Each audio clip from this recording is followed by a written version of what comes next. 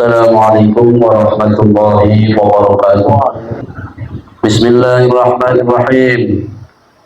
Alhamdulillahi rabbil alamin. Wa bihi nasta'inu ala umuri dunya waddin. Wassalatu wassalamu ala asyrafil anbiya'i wal mursalin. Sayyidina wa nabiyyina wa maulana Muhammadin wa ala alihi wa sahbihi ajma'in. Rabbi shrah li sadri wa yassir li amri wahlul 'uqdatam min lisani yafqahu qawli. Subhanaka la 'ilma lana illa ma 'allamtana innaka antal 'alimul hakim. Bismillahirrahmanirrahim.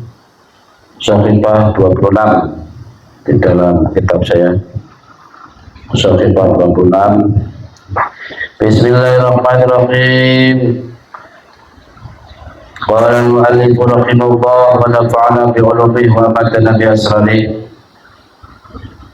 Wa innama kana hadha li'anna asyaitana la yatasarrafu illa bi wasitati syahwah. Kita ulangi sedikit atas. Bismillahirrahmanirrahim.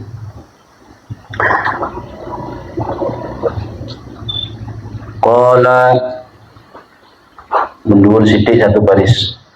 Qala sallallahu alaihi wasallam, ma minkum min ahadin illa walahu syaitanun. Itu ya.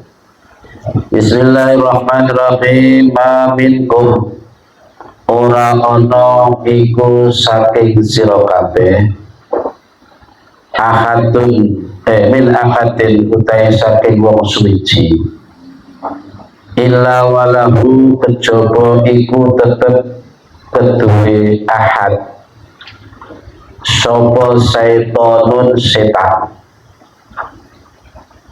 Qalu padha matur sapa sahabat. Qalu ki sahabat mana? Wa anta utai panjenengan ya Rasulullah, tuh panjen Rasulullah, itu cara manu takon nyuwun pirsa. Qala mongko ngendika sapa kanjeng Nabi, wa ana lan ingsun, illa annallaha kejaba sak temene Allah iku a'anani paring pitulung sapa Allah ing ingsun alaihi ngatasé ngalahake setan. Fa aslama mongko nulis selamat sapa ingsun. Fala ya'muru mongko ora bisa perintah sapa setan illa bi khairin kejaba kelawan bagus. Ini dari kanjeng Nabi begitu. Ma minkum min ahadin illa walahu syaitonun. Tidak ada satupun dari kalian kecuali mereka mempunyai setan. Jadi setiap manusia ada setannya. Para sahabat bertanya, termasuk panjenengan ya Rasul? Termasuk aku, kata Nabi. Cuma Allah kasih pertolongan aku sehingga aku bisa selamat dari godaan setan. Sehingga setan itu tidak bisa memerintahkanku kecuali akan kebaikan. Jadi setan kan kalau kanjeng Nabi apa? Kita koni belak-belakan sapa balamu, sapa musuhmu. Ya ngaku apa setan? Apa pengapesanmu? Ya, apa kelemahanmu apa? Setan ngaku kalau kanjeng Nabi apa? Bismillahirrahmanirrahim. Wa inna ma kana lan ahik fastini ono apa hada ikilah aslama itu. Kenapa saja Nabi selamat itu? Li anna syaitana prona sakta mane setan iku ilaya tasarrufu ora bisa lumaku. Sorofa ini mana nih kan minggu terus. Sorofa yang mentasarufkan berjalan, tidak bisa berjalan. Illa biwasitotis syahwati kejaba kelawan lantaran syahwat. Syahwat ini keinginan. Paman mongko utawi sopone wong iku a'anahu nulungi ikmat Allah sapa Allah ala syahwati ngalahake ing atase syahwat man hatta syarat sehingga dadi apa syahwat iku lakan basitu ora seneng ora tumbuh apa syahwat illa khaisu yang bagi kejaba sekirane sayukja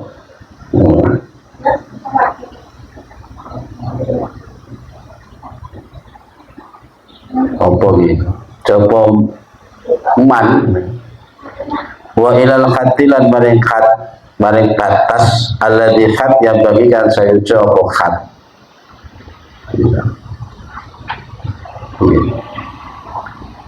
fasyahwatu mongko utawi syahwate man iku la tad'u ora ngajak apa syahwat ila syarri maring kaelekan. Fasyaitan mongko utawi setan al-mutadarri'u kang berlindung biha kelawan syahwat.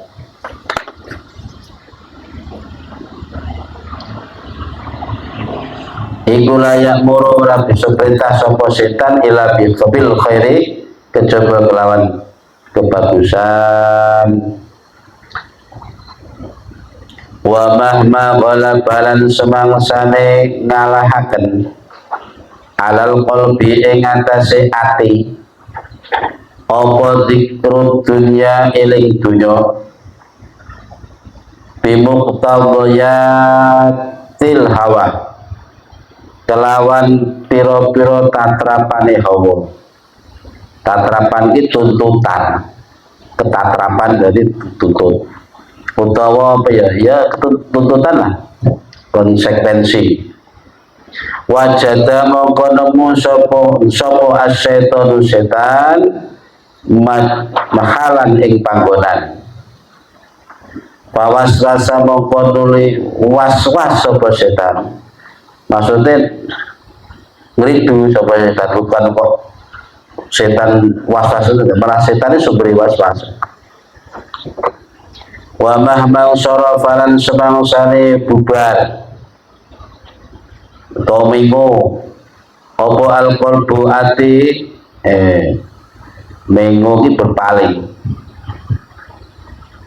ila zikrillah ta'ala maring zikir Allah ta'ala. Jadi kene begini orang pemengo berarti madep. Soalnya kata-kata mengo mau berpaling itu berpaling dari dengan berpaling kepada itu maknanya beda. Artinya sama-sama berpaling. Ya. Berpaling kepada berarti menuju berarti. Tapi nek berpaling dari itu lari. Pengertiannya mafhumnya begitu. Nah seperti sini wa mahmang syarafal sebangsa berpaling opal qalbu hati ila zikrillah maring. Maring itu berarti kan menuju. Anggap saja madep. Wa mahmang syarafal sebangsa madep. Opal qalbu hati ila zikrillah ta'ala maring zikir Allah ta'ala. Nah ngono bi irtahala mongko lunga sapa asyaiton setan wa dhalan lupa apa mahaluhu panggonane setan wa qabalalan madhep apa sapa al malaku malaikat wa alhamalan paring ilham sapa malaikat titik dari situ dulu. Jadi jeruk titik mesti nih kombai wa tatarutu baina juntayil malaikati teruskan yuk wa tatarutu baina juntayil malaikati utawi tolak tinulaane antarane tentara loro malaikat rupane malaikat wasyayatini lan setan.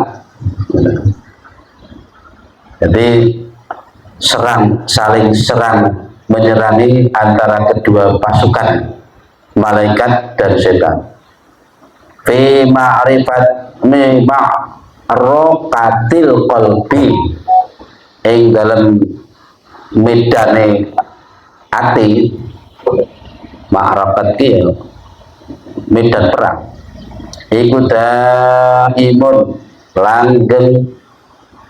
Jadi peperangan yang abadi itu ila ayang fataha tumuko maring yento kebuka opo alqalbu ati li ahadi maring salah sijine tentara loro mau jundayil malaikat wa syayatin muncul ke situ. Fa saya stawadanu mangkono limanggon ayo wayastan kana tegese manggon sapa ahad wayakunu lan ana apa ittizazu zani oleh ngliwatine tentara nomor loro kang pindho iku ikhtilasan kelawan ikhtilasan maknane nyupit yes menyerang lah nganggo metode nyupit. Wa aksarul qawl biutawi akeh berarti iku qad fatahatha teman-teman wis buka ing qulub apa junudus syayatini pira-pira tentarane setan watam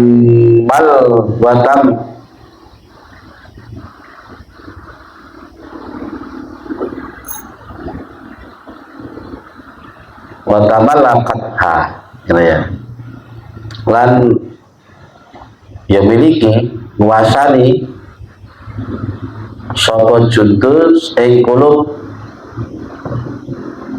sapa jundus syayatin ing qulub pamtalahat mongko nuli kebak apa qulub penuh kebak bil waswasi kelawan waswas al-da'iyati kang narik ila isaril ajilati maring milih ing perkara kang cepet kang gigi cepet maksudnya dunya sini ini perkara sing ajilah wa rahil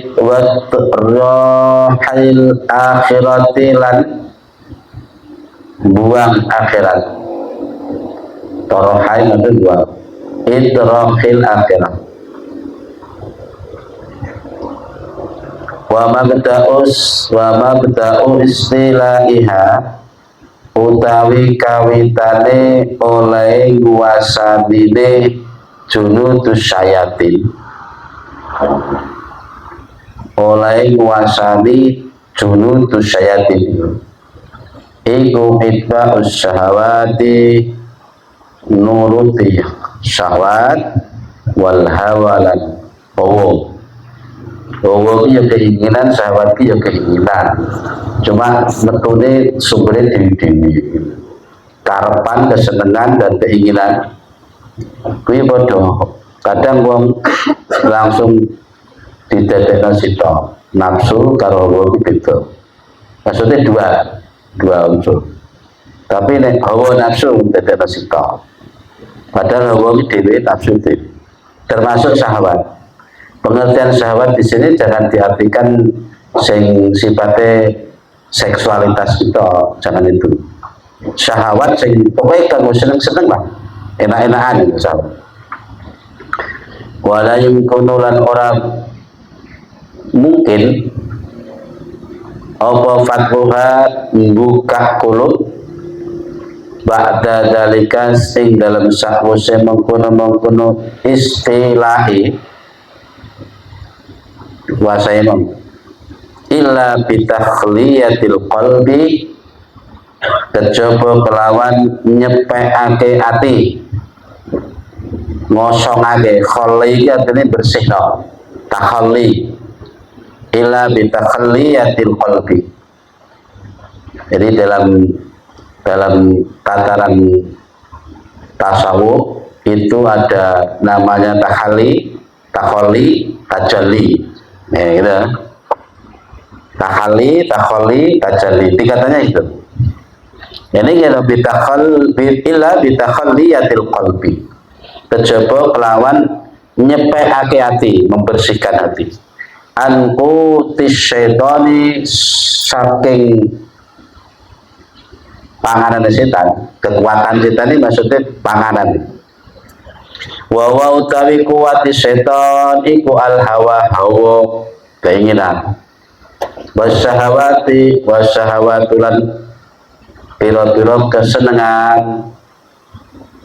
Wa imaratuhu lan ngeramekake ati, bi dzikrillahi ta'ala, kelawan zikir Allah Ta'ala. Allah dzikir huwa kang utawi zikir iku matrohu asaril malaikati, nggon pilihane ngene ya, nggon ya pembungane pilihane malaikat. Matrohi kan yo nggon lapangane pilihane malaikat. Matrohnya dari torokai maknanya buang, pembuangannya pilihane malaikat. Dia itu pokoknya disitulah tempat di mana malaikat berkiprah. Dari sini dulu. Bismillahirrahmanirrahim. Kembali kepada soal hati lagi, masih tentang karakter hati. Ini dari Nabi dulu tadi. Tidak ada satupun orang dari kalian kecuali mempunyai setan, termasuk kanjeng Nabi. Alasannya cuma kanjeng Nabi memang orang yang diselamatkan Allah dari godaan setan. Nah, kenapa demikian? Ini wa inna makana hadza, karena sesungguhnya setan itu bisa bergerak, bisa berkiprah kelawan lantaran kesenangan. Jadi neng ati iki sudah ada bibit-bibit kesenangan, nah, maka padha karo setan iki oleh bensin. Oleh bensin. Ning kono wis cocok iki. Biwasitati syahwat. Nek wis asale dhewe wong iki senengane dasare memang seneng. Wah iku wis sebuah modal besar bagi setan. Disitulah kesenangan itu ditumpai setan. Faman a'alahu Allahu ala syahwatihi khatta sarat la tambutu illa kaisul yanbaghi wa il qaddi ladzi yanbaghi. Artinya barang siapa yang ditolong Allah untuk bisa selamat dari godaan setan tadi, maka di situ setan tidak banyak bisa bergerak, ya, neng ati. Begitu neng wong neng atine ditolong Allah untuk selamat dari godaan setan, ya no itu rasa seneng berket neng seneng itu, tapi dia langsung tangkap itu, dideteksi, oh iki arahnya kesana, langsung dia peta. Yo seneng, tapi ala hati yang bagi, ya sebatasnya aja. Ilal hati alladzi yang bagi, yang sekiranya ya sing normal aja. Wong jenenge manusia modal seneng itu ya wajar, dikei rasa seneng itu. Cuma ya itu mau khaisu yang bagi wa ilal hati alladzi yang bagi. Artinya ya sewajarnya, tidak terlalu nurung, tidak berpoya-poya terus melewati batas. Itu tandanya mau ditolongi Gusti Allah. Senengan apa wae wis, dalam hal makanan, dalam pakaian, atau dalam hal gaya hidup, pola hidup, pokoknya dalam segalanya.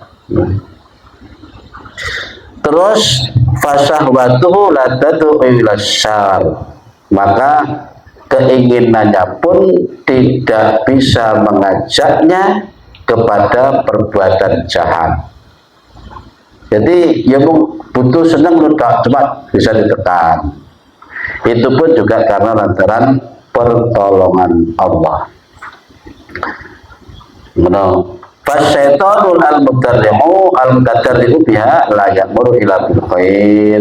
Sedangkan setan pun yang ada di situ, dia tidak bisa berbuat banyak, tidak bisa berbuat semena-mena kecuali dengan perintah kebaikan, malah ngajak kebaikan.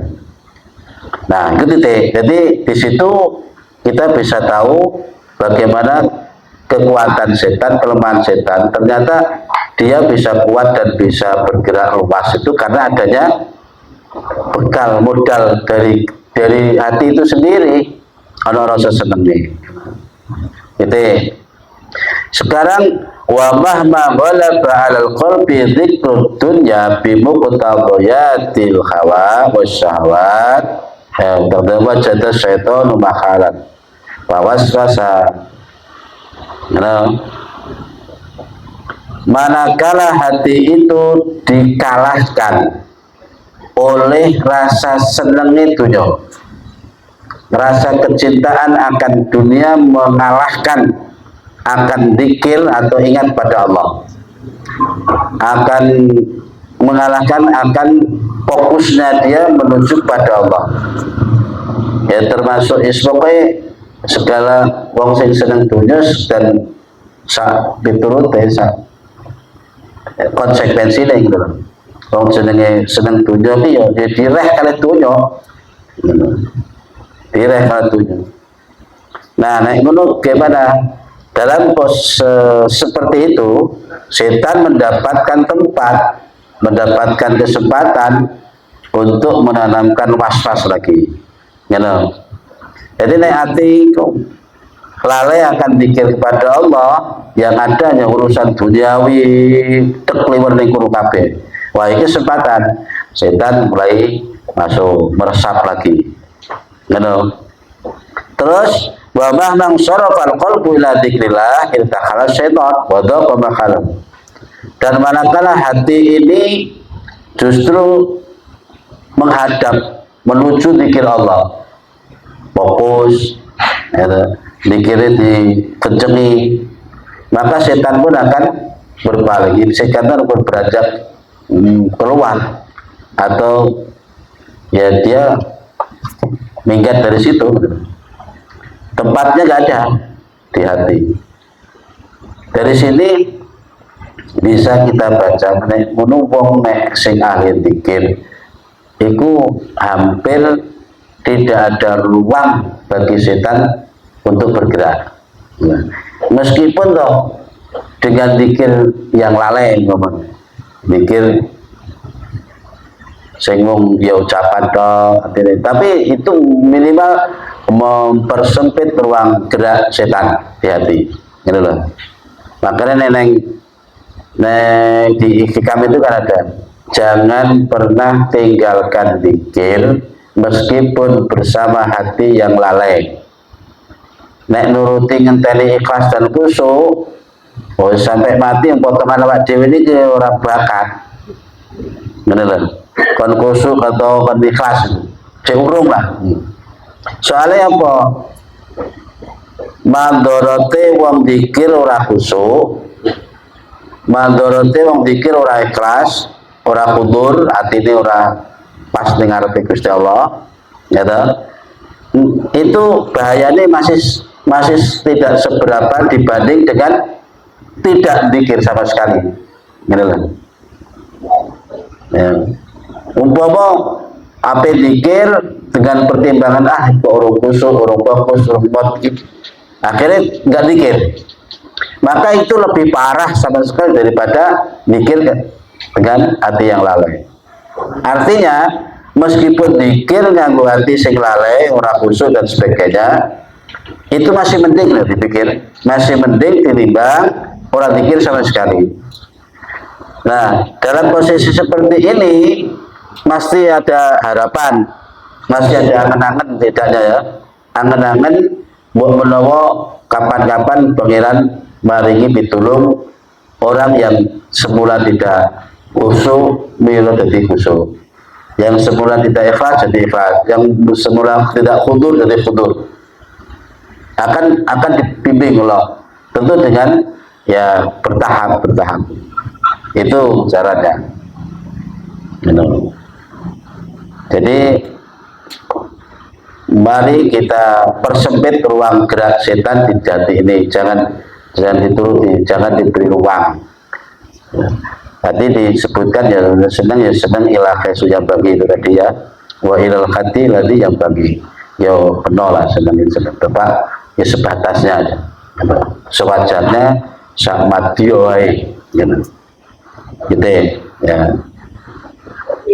Terus wa aqbalal malaku wa alhama, dan akhirnya malaikat yang bercokol di situ dan selalu memberikan ilham. Di sini diterangkan bahwa tonak tinolai saling serang satu sama lain antara dua kubu ini, antara kubu malaikat dan kubu setan ini akan selalu terjadi pada setiap detik, dan itulah yang disebut dengan perang abadi. Yang tahu, yang bisa merasakan ya diri masing-masing.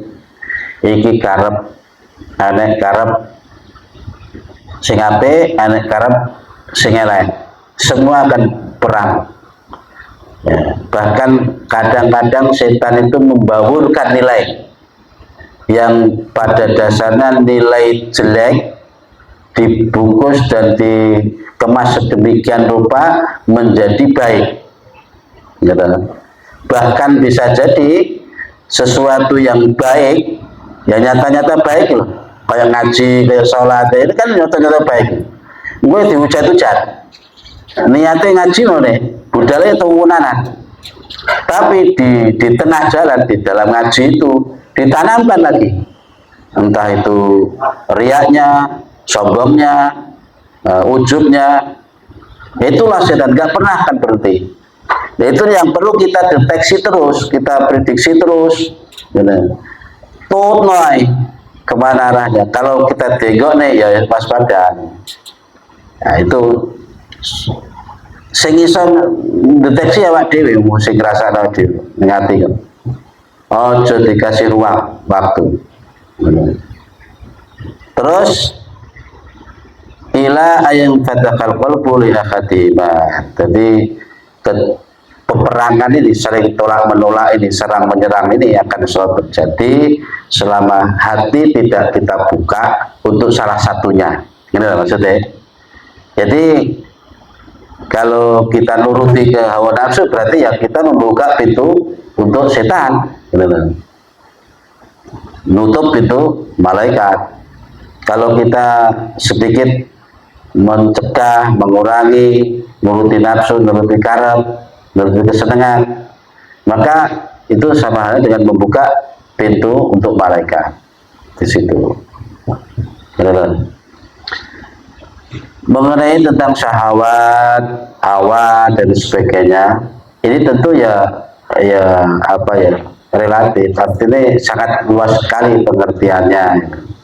Karena bagaimanapun dalam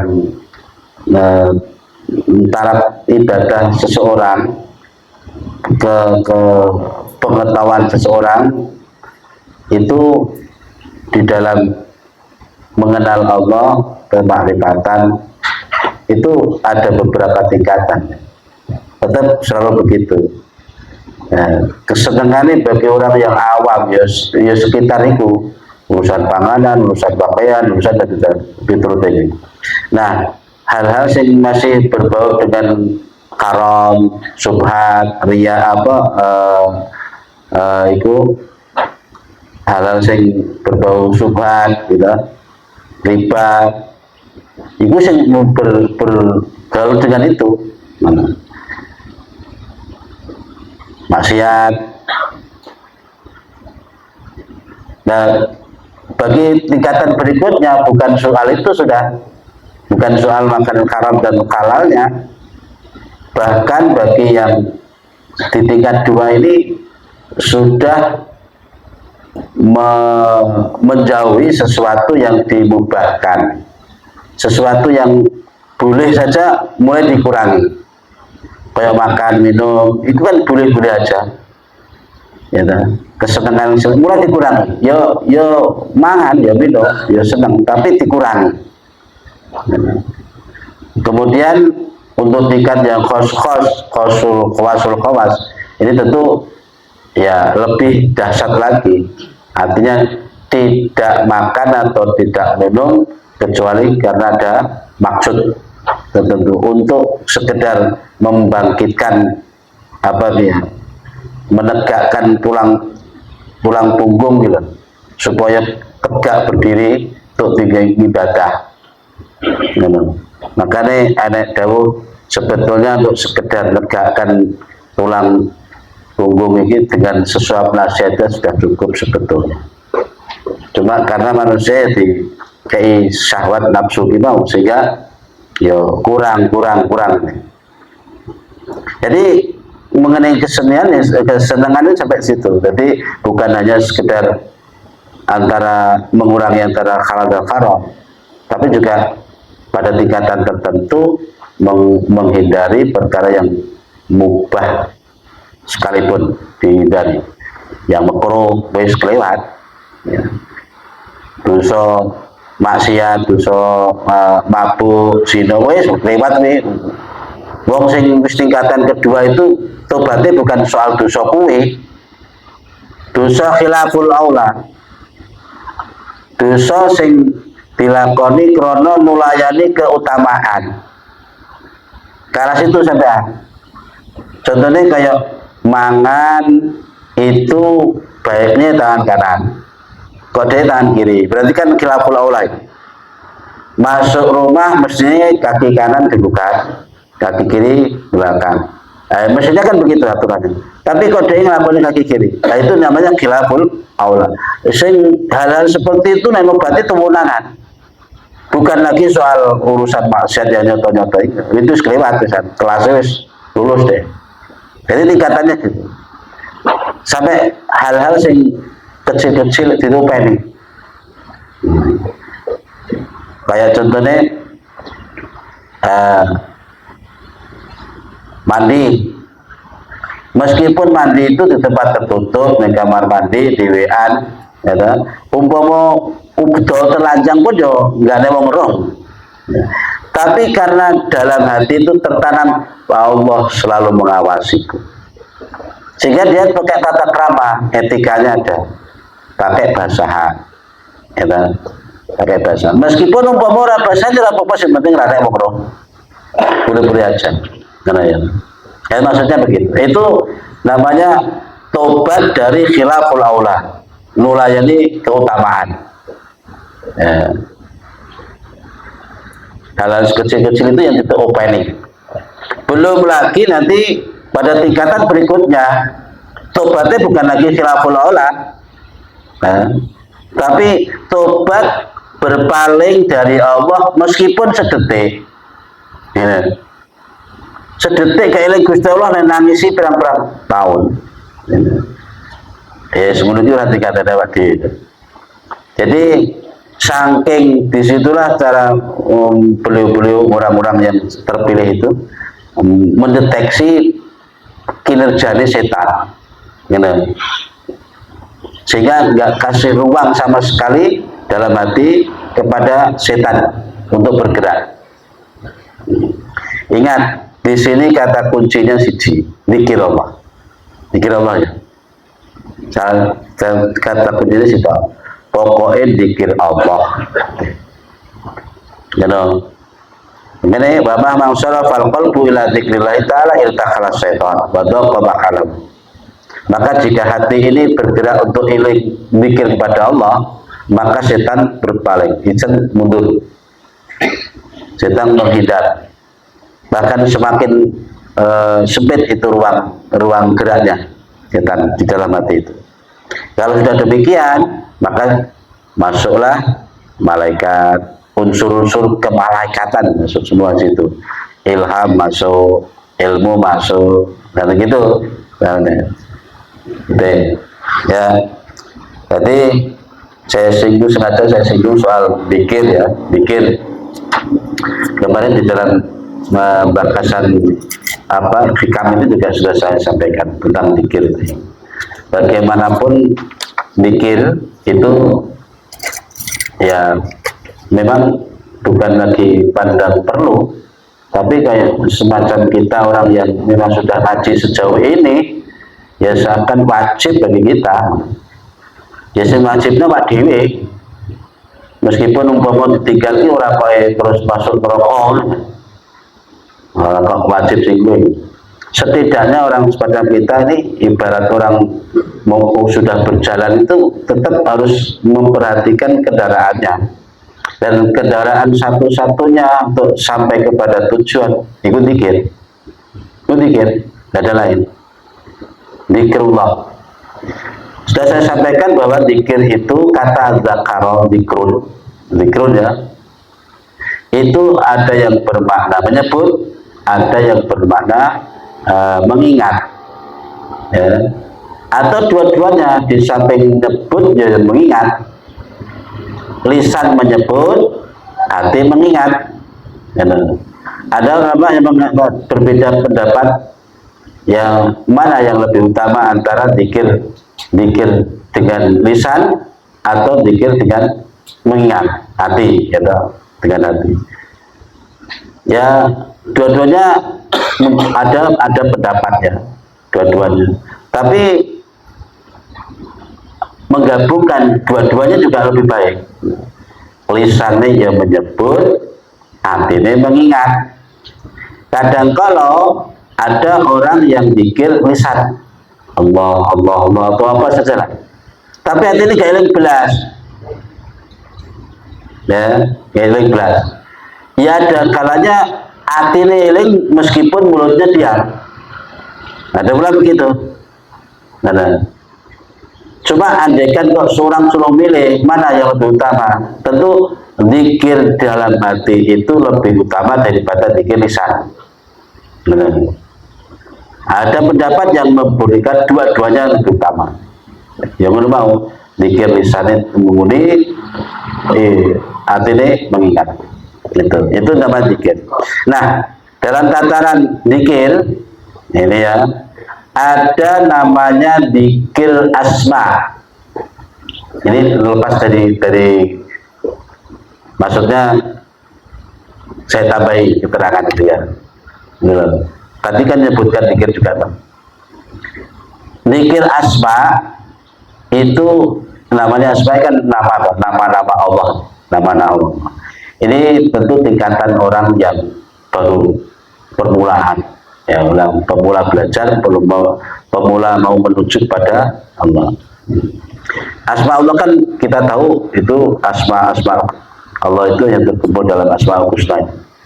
Meskipun di antara asma-asma itu ya banyak terdiri dari kata sifat, Ar-Rahman, Ar-Rahim, Al-Malik, As-Salam, Ad-Dhar, An-Nafi, Al-Basit, Al-Qabid, Ar-Razzaq, Al-Fatah. Orang masih sebatas zikir asma ya, kadang dilatar belakangi oleh keinginan, iki duwe hajat, ingin rezekinya lancar. Dia sadar dan yakin bahwa Allah, semua rezeki itu yang ngatur Allah, sehingga dia mohon pada Allah melalui asmanya ya, dan dinisbatkan dengan itu tadi, sifat Allah yang maha pemberi rezeki itu, sehingga diambil sifat asma ya Allah, Ar-Razzaq, Ar-Razzaq, ya Razzaq, ya Razzaq, ya Razzaq. Dikira ngono, tapi di dalam hati penuh harapan, semoga diberi lancar rezeki dan seterusnya. Itu masih sebatas zikir asma. Atau mungkin kalimat lain ya, ini mau menghadapi ujian atau apa, biasanya diberi jasa ya Fattah, ya Alim, ya Fattah, ya Alim, ya Fattah, ya Alim. Nah, pingin selamat, ya salam, ya salam, dan seterusnya.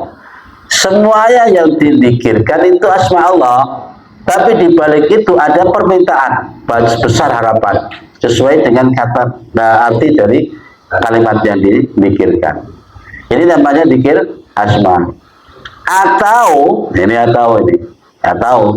meskipun kita dikir lafaz Allah, Allah, Allah, tapi di dalam hati penuh dengan permintaan, itu masih sebatas dikir asma. Anggap saja dikir asma itu sedikit yang karpe lah, dikir tapi ada karpe. Nah, ini namanya masih batas takholi. Perlu takholi, perlu pembersihan, ya, proses pembersihan. Dengan cara apa? Tobat. Ya, tobat dari tadi. Tobat itu mulai dari dosa-dosa sing kuwetok, atau sampai kepada dosa khilaful aula tadi, hal-hal yang sepele-sepele tadi menurut kita, atau mangan tangan kiri nyekel panganan tangan kiwa, terus minum atau makan sambil berdiri. Nah, itu kan khilaful aula, nulayani keutamaan, namanya khilaful aula. Nah, kemudian tobat, ya, kemudian wirai itu proses pembersihan, cleaning diri, bersihkan diri dari sifat-sifat tamak. Wirai itu hati-hati, bukan hanya terkait hal yang haram saja. Yang haram itu sudah lewat. Jadi hal-hal yang subhat itu hati-hati tenang.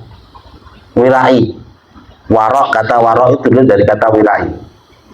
Warok, wirai, saking hati-hati ini terhadap hal-hal yang berbau haram, subhat, riba dan seterusnya. Terus menuju pada syuhud. Syuhud itu ya tadi mengurangi, menghindari hal-hal sing mubah, yang diperbolehkan saja mulai dikurangi. Iki ya rezekine dhewe, hasil-hasil keringet dhewe, mau dipangan entek-entek ya ora nek wong ribet. Tapi karena dia sudah pada tingkatan syuhud, dia kurangi. Cara mangan atau membutuhkan itu ya sebatas apa yang dibutuhkan saja. Tidak karena ngirit, bukan. Ya karena semata-mata menekan keinginan sahabat itu tadi. Itu tingkatan pertama, namanya dzikir asma. Prosesnya tobat, warok, zuhud. Itu namanya takholli, membersihkan diri dari itu. Kemudian yang kedua dzikir sifat. Dzikir sifat. Kita tahu bahwa sifat wajib Allah itu 20. Kita tahu. Coba yang paling utama yang tidak bisa lepas dari itu sifat 7 yang bisa disebut kita sifat ma'ani dan ma'nawiyah. Ma'ani lah. Mulai kudrat, irodat, ilmun, hayat, sama, basar, kalam. 7 itu. Jadi zikirnya sudah sampai kepada itu, bukan hanya menyebut sifat-sifat Allah, nama-nama Allah, tapi di dalam kesadarannya sudah ada bercokol sifat itu, kudrat, kuwasa, ya toh? Sing kuwasa gerak, sing kuwasa ngrungu, sing kuwasa ya Gusti Allah kabeh. Kanggunan sifat itu gitu. Kudrat dan irodat. Ya kesadaran penuh bahwa yang punya kehendak itu Allah. Jadi dia nggak punya rencana. Nanti aku ini tidak rencana, berarti punya kehendak. Ini nggak, pokoknya pasrah total. Makanya ada istilah as-sufi ibnu waqti. Seorang sufi adalah anak dari waktu yang dihadapi. Jadi sufi itu pandai memanage waktu. Dan setiap waktu itu punya adab. Setiap waktu yang kita hadapi itu punya hak. waktu ketika kita beribadah. Maka haknya waktu ini apa? Ya kita bersyukur. Alhamdulillah ya Allah, ini pun apa perlu paling pitulung sakit lambai ibadah. Dan memohon agar ini dipertahankan. Waktu di saat kita menerima nikmat, haknya apa? Hak waktu itu ya syukur. Menyadari bahwa yang memberi nikmat itu Allah, lalu kita bersyukur. Kemudian memanfaatkan atau mentasarufkan nikmat itu untuk hal yang diridhoi Allah. Terus waktu dalam ketika kita menghadapi hal yang nggak ngenakne atau mungkin kemaksiatan atau kemungkaran, ya kita istighfar, ya toh? Hak waktu itu untuk istighfar. Terus waktu ketika kita menerima ujian, entah itu musibah, entah itu sakit, entah itu kegagalan, dan ya waktu yang dituntut itu apa? Ya sabar. Jadi setiap waktu ada etika untuk mensikapinya, dan semua bernilai ibadah bagi orang yang tahu ilmunya. Nah, disitulah tertanam kesadaran penuh bahwa yang kudrat, yang kuasa Allah, yang punya kehendak Allah, yang mendengar Allah, yang melihat Allah, yang hidup Allah, yang kalam, yang muni. Semuanya Allah itu ya Allah. Cuma melalui lisannya menungso. Jadi lepas manusia, lepas. Jadi nggak ada pengakuannya, keakuannya kayaknya. Itu zikir sifat, dan ini bisa dilakukan di mana saja, kapan saja, gitu. Kalau muncul lagi keakuan kita, maka ya itu segera disadari, oh ya kuasa Gusti Allah, seberkehendak Gusti Allah, dan seterusnya. Pokoknya itu sifat itu. Ini sudah zikir sifat. Kira-kira dia sudah sampai ke situ. Orang yang sudah di posisi ini setiap kali ya punya rencana, anggap saja punya rencana, meskipun rencana ini dari Allah yang punya kehendak, gitu.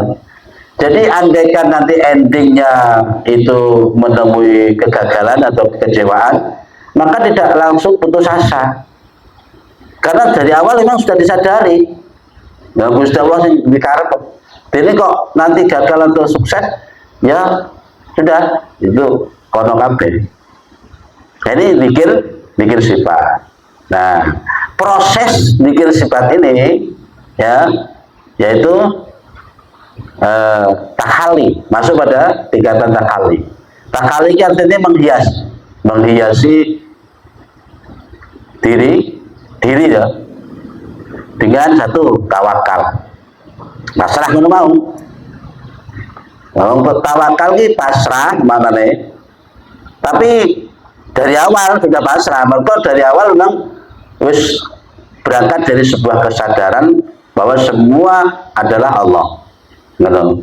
Orang kok pasrah wis kadung montok, wis gak dalan baru pasrah.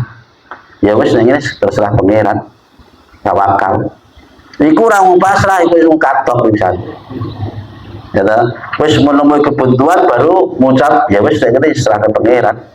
Nah ini jenenge ora tawakal. Om tawakal dari awal memang sudah tawakal, pasrah sudah. Itu cara menghiasi diri kita dengan tawakal. Kemudian ridho. Nah, hati dengan itu. Ada untuk mendapatkan ridho Allah, tentu dimulai dari kita belajar untuk menerima dan meridhoi qada dan qadar Allah. Benar.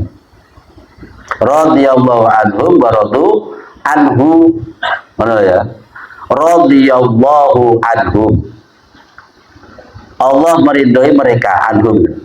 Wa radu anhu, dan mereka pun meridho kepada Allah. Benar. Untuk mencapai ridho Allah, tentu kita belajar dulu meridhoi, merelakan segala keputusan Allah pada kita. Ini umpama kalau ya dikai kegagalan, kesulitan, kemiskinan, ya kan? Ya itu dimulai dari nerimo. Nah, dengan demikian maka pantaslah kita berharap Allah meridhoi kita. Tapi namun secara hakikat wis ketara to memang secara hakikat ya. Wong kok ning atine mulai duwe rasa ridho ning qada-qadane Allah, berarti pertanda Allah ridho. Ngono kan, pertanda Allah ridho. Wis jelas kuwi. Secara hakikat. Cuma ya prosesnya kudu ngono sik. Ngono. Terus dihiasi merah namanya syukur. Jadi kalau takhali tadi prosesnya tobat, wirai, surut. Nah takhali ini tawakal, ridho, dan syukur. Syukur. Terus yang ketiga tingkatan berikutnya adalah zikrudat. Zikrudat ini ya tentu lebih tinggi lagi, di mana saya tidak punya bahasa dan kata-kata untuk menerangkannya karena juga masih belum tingkatan kita, meskipun ya bisa saja diterangkan, cuma ibarat orang bocah cek Joko masih ya cek bujang kok nerangnya indahnya nikmatnya malam pertama. Ya mung bayangan tok mimpi lho tak tapi. Beda nek karo wong sing crita ki wong sing tau ngalami, wis tau rapi lah. Itu mana? Lagi kita yo koyoke ngono koyoke. Karena belum tingkatan, insyaallah belum sampai ke situ. Zikrudat. Ini prosesnya tajalli sudah. Tajalli itu ya tampak. Ya kalau di ngaji hikam itu persis ki, seiring dengan ngaji ki. Ya kan? Di hikam kemarin yang saya sampaikan ya, ini bukan berarti kita apa ya nambah atau menyinggung Mbah Imam Ghazali. Cuma ini karena hubungannya podo, ya kan? Ngaji ini ya iki wong ya kuwi, Mustafi ini kan podo. Makanya saya sampaikan. Dalam hikam kemarin kan begitu. Barang orang yang ini bukannya disebut orang makrifat manakala orang itu memandang atau mendapatkan sesuatu lalu ia merasa Allah lebih dekat dengannya dari sesuatu itu. Ini belum makrifat. Itu belum disebut makrifat. Gitu kan? Umpamanya tingkatan dasar makrifat yang manakala seseorang memandang sesuatu lalu ia mendapati Allah dalam sesuatu itu atau bersama sesuatu itu atau sesudah sesuatu itu atau sebelum sesuatu itu. Ini sudah tingkatan makrifat. Tapi masih dasar banget nih. Masih dasar banget. Bahkan barang siapa yang memandang sesuatu lalu mendapati Allah lebih dekat dengannya dari sesuatu itu sendiri. Itu kan masih hebat. Rasa itu hebat. Tapi itu belum disebut makrifat. Belum disebut makrifat, belum disebut hakikat sebenarnya. Karena begini, dalam cerita ini berarti ada 3 unsur. Ada sesuatunya, ada Allah, ada dia. Ini namanya tingkatan tafrek. Tafrek itu berpisah. Ada 3 unsur. Belum menyatu berarti. Belum menyatu. Di situ alasannya. Nah, zikir dat itu begitu. Zikir dat itu sudah sampai di luar itu di batas yang saya gambarkan itu lewat sudah. Bukan lagi melihat sesuatu lalu melihat Allah atau bukan lagi melihat sesuatu lalu bersama Allah, enggak. Yang melihat ya Allah, yang mendengar Allah, yang berkata ya Allah, yang apa ya Allah kabeh. Itu namanya tajalli lah ya, tajalli. Maka nih proses untuk mendapatkan ini hanya melalui zauq. Ini perhatikan, zauq, rasa. Tidak bisa dibayangkan atau diterangkan, gambarkan melalui kata-kata. Kalau toh diterang nih kata-kata, tidak mewakili rasa itu yang didapat. Tidak mewakili rasa yang didapat. Gitu. Hanya untuk menuntun aja orang supaya paham. Oh, itu mau rasa yang bisa. Makanya nek wong mengaku makrifat terus diterangin dan itu berarti orang paling gak makrifat. Ngaku makrifat itu berarti orang paling tidak makrifat. Ini tingkatan daukiyah rosok, yaitu tingkatan zikir.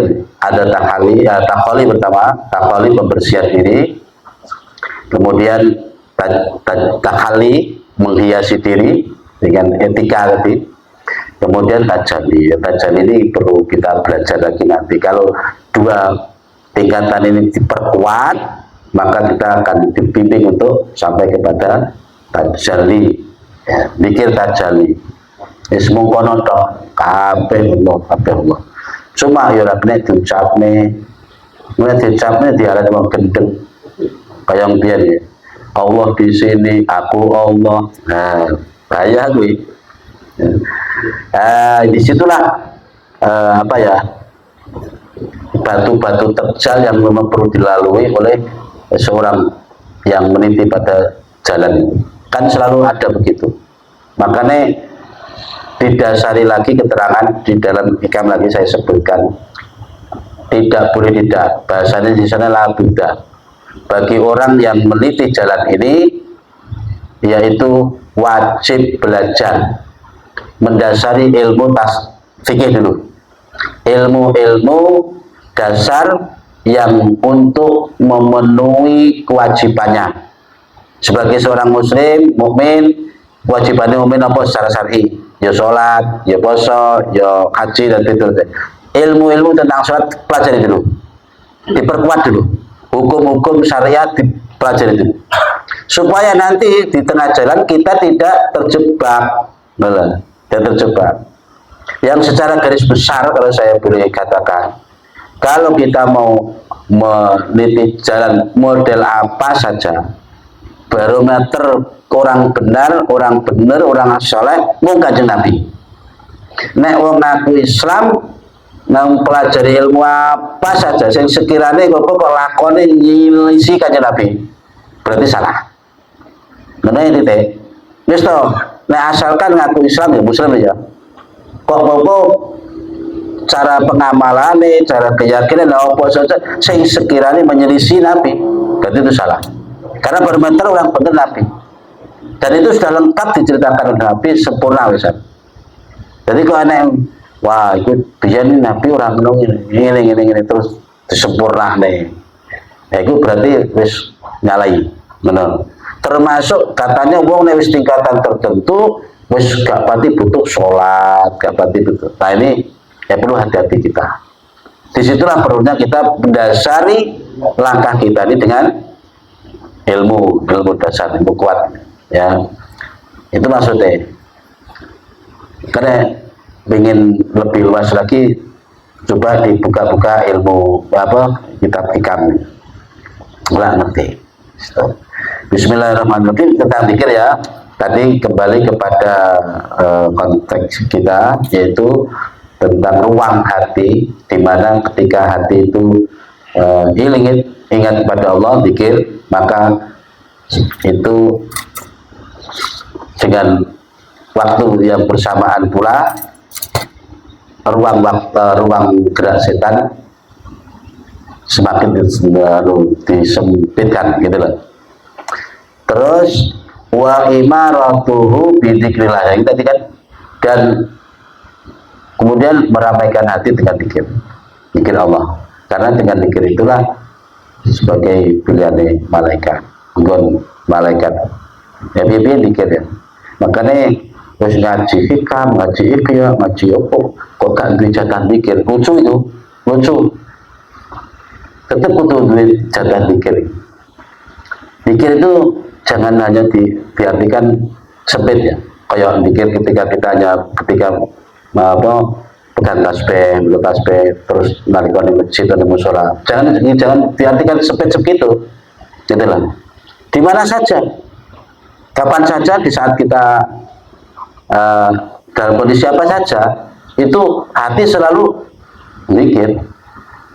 Kiaman babul dan wala junubi. Jadi biar berdiri, duduk, bahkan berbaring, bahkan tidur itu nilai zikir. gitu loh. Meskipun di tempat-tempat yang mungkin tidak layak kita untuk menyebut nama Allah, tapi hati tidak terhalang, tidak bisa terhalang untuk berpikir. Sebagaimana kita ketika di WC, toilet, ya tak? Memang lisan nggak boleh mengucapkan hal itu, tapi hati nggak boleh berhenti. Ingat, kata. Jadi yang diingat itu hanya jangan kalimat Allah kita. Sehingga ketika nyebut Allah itu bisa bergantungan yang pikiran yang alam pikir kalimat itu tadi loh, ingatnya pada sifat yang kuasa Allah, yang berkehendak Allah, yang mendengar Allah, yang pokoknya Allah kabeh. Itu mulai mikir sifat. Itu yang perlu kita tanamkan. Ini proses positif dicoba dipraktek nih, sidik. Insya Allah dituntut Gusti Allah. Bismillahirrahmanirrahim. Waqala Jabir ibnu Ubaidah Al-Adi, berkata Syekh Jabir bin Ubaidah Al-Jadi, syakautu ya, wadul sapa ingsun, wadul iki curhat lah, ilal Ala ibni Ziyad, maring Syekh Ala bin Ziyad, ma ajitu, ma iku opo, ajitu nemu sapa ingsun fi sadri ing dalam dodo ingsun. Asline ning ati ingsun, dodo iku ati, minal waswati saking waswas. Faqala mongkon nuli ngendika sapa Syekh Ala al-Ibni Atid Abi Ziyad tadi, innama masalu dzalika, angin pestine utawi sepadane mengkono ati, mengkono ati ya, iku masalul baiti sepadane omah, alladzi omah yamuru kang liwat bihi tetemune omah bait iku sapa al-lususu pira-pira maling. Fa ing kana mongkon lamun ana iku fihi tetep ing dalem bait, dalem omah apa syai'un suwi-suwi alaju mongko nulung nyolong, cara menandangi hasilin alaju nyolong sapa lususun itu maling. Jadi kata lisun mufradil lisun, mongko nandani sapa lisun utawa nyolong sapa lisun ing bait ing sae kena.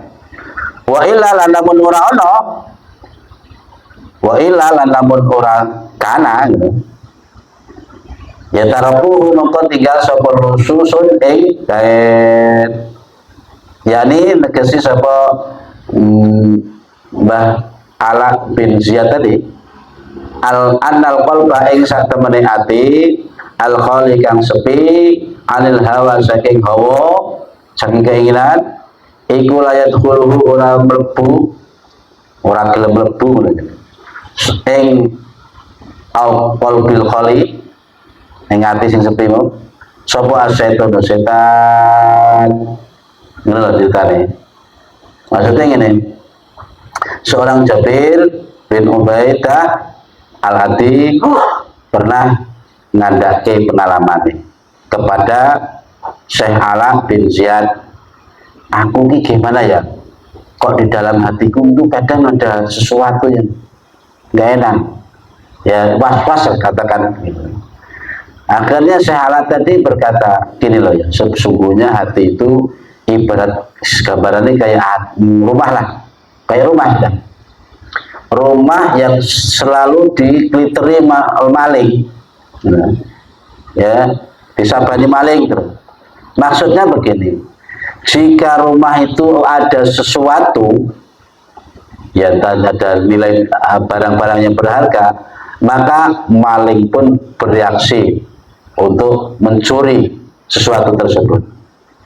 Tapi jika di rumahnya itu nggak ada sesuatu apapun yang dimaling, ya maka maling pun juga nggak menyatroni itu. Ngapain rumah kosong dicatroni? Ya maksudnya begitu. Anggap saja maling itu setan, selalu menyatroni hati. Jika hati itu di dalamnya ada sesuatu, yang dimaksud sesuatu itu kesenangan, keinginan, harapan, maka setan akan selalu mengawasi itu. Ya, bingkik terus supaya keinginanmu ditupai deh. Tapi nek hati kosong, gak nek sesuatu sing pantas dicolong setan, sing enek malah pikir, ya toh? Ya maka ya lewat setan, ngapain? Ya ibaratnya gitu. Jadi wong biyen nek kayak gambarane enak, paham? Kayak ngono kuwi. Artinya berarti iso hati ini kita kosongkan dari keinginan, karep-karep, senengan dan sebagainya. Jangan sampai setan ibaratnya mendapatkan sesuatu yang menjadi dia lebih kuat. Oleh panganan itu. Walidzalika qala Allah Ta'ala inna ibadi laisa laka alaihim sultan wallahu a'lam bishawab.